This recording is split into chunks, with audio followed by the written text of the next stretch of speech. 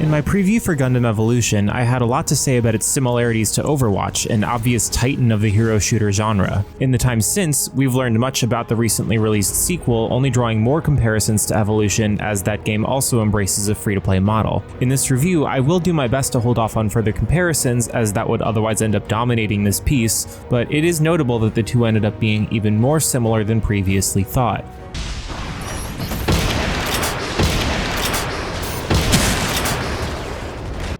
Gundam Evolution is a free hero shooter that takes the familiar 6 vs 6 multiplayer gameplay format and combines it with the world's most popular giant robot franchise, with each character being a Gundam suit from a particular property. Many of these robots are unlocked from the start, however about a third of the current roster is paid downloadable content, each costing around $10 USD. While the pricing seems a bit steep at first, especially given that this only unlocks the character and not any of their skins or collectibles, which come in loot boxes, typically bought or earned through the battle pass, the game itself being free helps mitigate this. Still, my most obvious criticism is that these characters can't really be used at all without paying, so you have no way of knowing whether you'll like them before purchasing. The easiest way to fix this would be to make all suits playable in the practice mode so that a player can get a feel for a character before they commit to spending money on it. As it is, it's a bit of a gamble, but I suppose that's appropriate for a title with loot boxes. Players can compete in casual matches as soon as they download the game, but must either reach a player level of 20 or purchase the battle pass to access ranked matches and the competitive scene.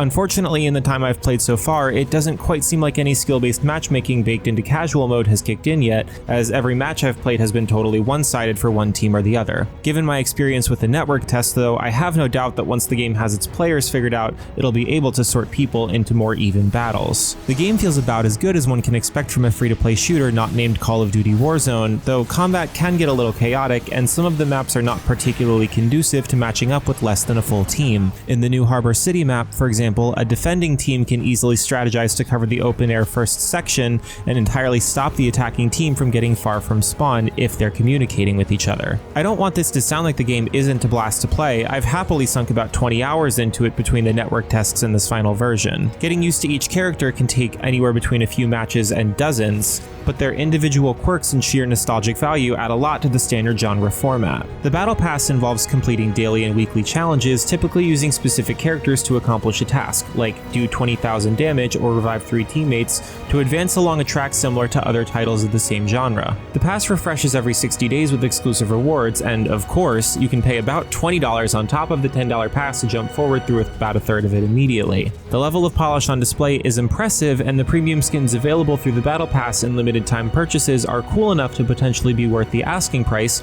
especially since if you purchase a premium skin for a premium suit, you get the suit for free. It is a little disappointing that weapon skins are decoupled from the matching suit skin, but again, elements like this are common in loot box gachapons. The commonality of it all is ultimately the only real disappointment of Gundam Evolution aside from the monetization.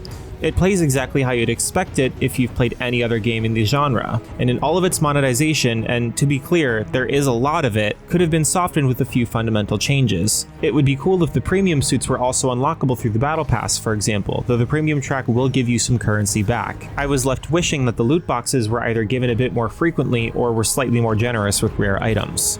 There's a good game here to sink your time into, and I look forward to doing so. I just wish Bandai Namco had poured a little bit more special sauce onto it to differentiate it from the pack. There's a ton of potential with a property as massive as Gundam, and I can't help but yearn for a game that does a little more than just meet my expectations. Noisy Pixel is giving Gundam Evolution a 7.5 out of 10. Thanks for watching. Please read the full review at noisypixel.net. Noisy Pixel is run by a group of gamers who work hard to bring you the latest news, reviews, previews, podcasts, and more. Please join our community Discord server to talk nerdy with us, and like, subscribe, and comment to keep up with our future content.